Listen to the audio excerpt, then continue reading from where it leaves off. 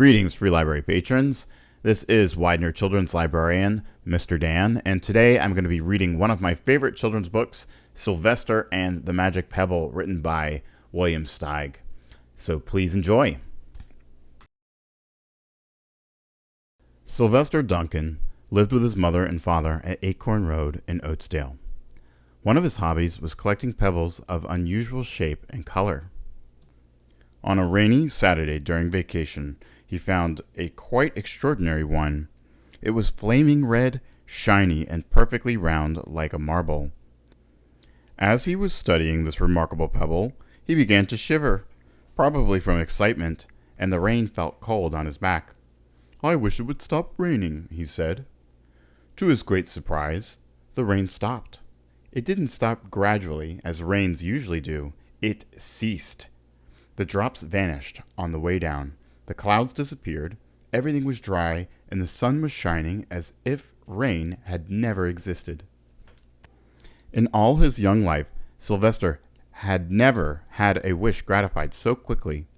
It struck him that magic must be at work, and he guessed that the magic must be in the remarkable-looking red pebble, where indeed it was.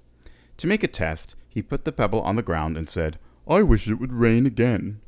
Nothing happened. But when he said the same thing, holding the pebble in his hoof, the sky turned black, there was lightning and a clap of thunder, and the rain came shooting down. "What a lucky day it is," thought Sylvester. "From now on, I can have anything I want. My father and mother can have anything they want. My relatives, my friends, and anybody at all can have everything anybody wants." He wished the sunshine back in the sky, and he wished a wart on his left hind fetlock would disappear, and it did. And he started home, eager to amaze his father and mother with his magic pebble. He could hardly wait to see their faces. Maybe they wouldn't even believe him first. As he was crossing Strawberry Hill, thinking of some of the many, many things he could wish for, he was startled to see a mean, hungry lion looking right at him from behind some tall grass. He was frightened. If he hadn't been so frightened, he could have made the lion disappear, or he could have wished himself safe at home with his father and mother. He could have wished the lion would turn into a butterfly, or a daisy, or a gnat. He could have wished many things, but he panicked, and he couldn't think carefully. "I wish I were a rock," he said, and he became a rock. The lion came bounding over, sniffed the rock 100 times, walked around and around it, and went away confused, perplexed, puzzled, and bewildered. "I saw that little donkey as clear as day. Maybe I'm going crazy," he muttered. And there was Sylvester, a rock on Strawberry Hill, with the magic pebble lying right beside him on the ground, and he was unable to pick it up. "Oh, how I wish I were myself again," he thought. But nothing happened. He had to be touching the pebble to make magic work. But there was nothing he could do about it. His thoughts began to race like mad. He was scared and worried. Being helpless, he felt hopeless. He imagined all the possibilities, and eventually he realized that his only chance of becoming himself again was for someone to find the red pebble and to wish that the rock next to it would be a donkey. Someone would surely find the red pebble. It was so bright and shiny, but what on earth would make them wish that a rock were a donkey? The chance was 1 in a billion at best. Sylvester fell asleep. What else could he do? Night came with many stars. Meanwhile, back at home, Mr. and Mrs. Duncan paced the floor, frantic with worry. Sylvester had never come home later than dinner time. Where could he be?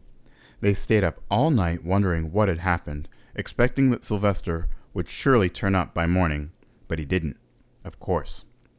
Mrs. Duncan cried a lot, and Mr. Duncan did his best to soothe her. Both longed to have their dear son with them. "I will never scold Sylvester again as long as I live," said Mrs. Duncan, "no matter what he does." At dawn, they went about inquiring of all the neighbors.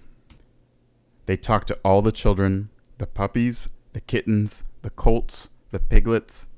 No one had seen Sylvester since the day before yesterday. They went to the police. The police could not find their child. All the dogs in Oatsdale went searching for him. They sniffed behind every rock and tree and blade of grass, into every nook and gully of the neighborhood and beyond, but found not a scent of him. They sniffed the rock on Strawberry Hill, but it smelled like a rock. It didn't smell like Sylvester. After a month of searching the same places over and over again and inquiring of the same animals over and over again, Mr. and Mrs. Duncan no longer knew what to do. They concluded that something dreadful must have happened, and they would probably never see their son again, though all the time he was less than a mile away. They tried their best to be happy, to go about their usual ways, but their usual ways included Sylvester, and they were always reminded of him. They were miserable. Life had no meaning for them any more. Night followed day, and day followed night, over and over again. Sylvester on the hill woke up less and less often. When he was awake, he was only hopeless and unhappy. He felt he would be a rock forever, and he tried to get used to it. He went into an endless sleep. The days grew colder. Fall came with the leaves changing color. Then the leaves fell, and the grass bent to the ground. Then it was winter. The winds blew this way and that. It snowed. Mostly the animals stayed indoors, living on the food they had stored up. One day a wolf sat on the rock that was Sylvester and howled because he was hungry. Then the snows melted, the earth warmed up in the spring sun, and things budded. Leaves were not on the trees again. Flowers showed their young faces. One day, in May, Mr. Duncan insisted that his wife go with him on a picnic. "Let's cheer up," he said. "Let us try to live again and be happy, even though Sylvester, our angel, is no longer with us." They went to Strawberry Hill. Mrs. Duncan sat down on the rock. The warmth of his own mother sitting on him woke Sylvester up from his deep winter sleep. How he wanted to shout out, "Mother, Father, it's me, Sylvester. I'm right here." But he couldn't talk. He had no voice. He was stone dumb. Mr. Duncan walked aimlessly about while Mrs. Duncan set out the picnic food on the rock: alfalfa sandwiches, pickled oats, sassafras salad, Timothy compote. Suddenly, Mr. Duncan saw the red pebble. "What a fantastic pebble!" he exclaimed. "Sylvester would have loved it for his collection."